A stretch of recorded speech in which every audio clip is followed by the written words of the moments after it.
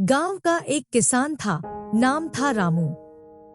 वह बहुत मेहनती था, लेकिन उसके पास ज्यादा जमीन नहीं थी। जितनी भी जमीन थी, उसी में मेहनत करके वह अपना और अपने परिवार का पेट पालता था। रामू सुबह होते ही खेत में जाता, हल चलाता, बीज बोता और फसलों की देखभाल करता। बारिश कम हो तो चिंता करता, बारिश ज्यादा हो तो भी चिंता करता। लेकिन उसके अंदर एक खास बात थी, वह बहुत बुद्धिमान था। वह हर समस्या का हल निकालने की कोशिश करता था। एक साल गांव में सूखा पड़ा।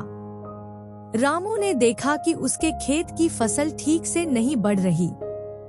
पानी की बहुत कमी थी। गांव के दूसरे किसान भी परेशान थे।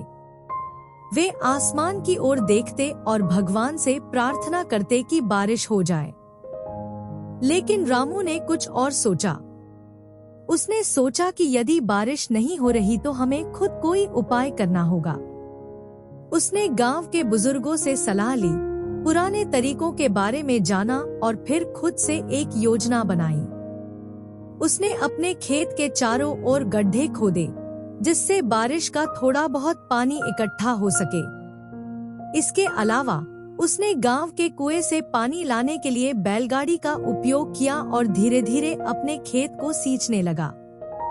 गांव के अन्य किसानों ने पहले तो उसकी बातों पर ध्यान नहीं दिया, लेकिन कुछ समय बाद उन्होंने देखा कि रामू की फसलें फिर भी हरी भरी हैं, जबकि बाकी किसानों की फसलें सूख चुकी थी। तब जाकर सबको समझ आया कि मेहनत के साथ साथ बुद्धि भी जरूरी होती है।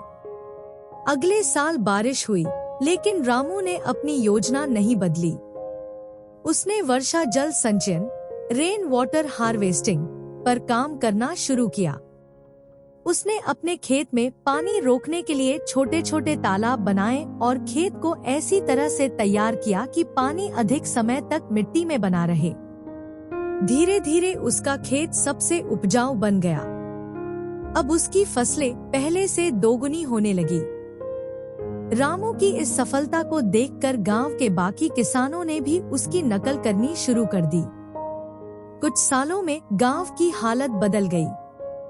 अब वहां सूखा पड़ता तो भी किसानों को इतनी परेशानी नहीं होती थी, क्योंकि वे पानी को बचाने और सही तरह से उपयोग करने लगे थे।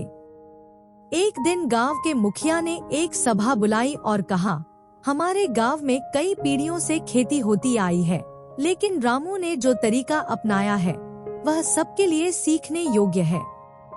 उसने हमें दिखा दिया कि सिर्फ मेहनत करना ही काफी नहीं होता, बल्कि हमें अपनी बुद्धि का भी उपयोग करना चाहिए। गांव के सभी लोग तालियां बजाने लगे। रामू थोड़ा संकोच में था, लेकिन खुश भी था कि उसकी मेहनत रंग लाई। अब उसके गांव को कोई भी सूखा डरा नहीं सकता था। किसानों की आमदनी भी बढ़ गई थी। सभी की जिंदगी बेहतर हो गई थी। रामू ने साबित कर दिया कि मेहनत के साथ समझदारी और नई सोच हो तो कोई भी समस्या बड़ी नहीं होती। यही कारण था कि अब गांव के सभी लोग उसे बुद्धिमान किसान कहने लगे।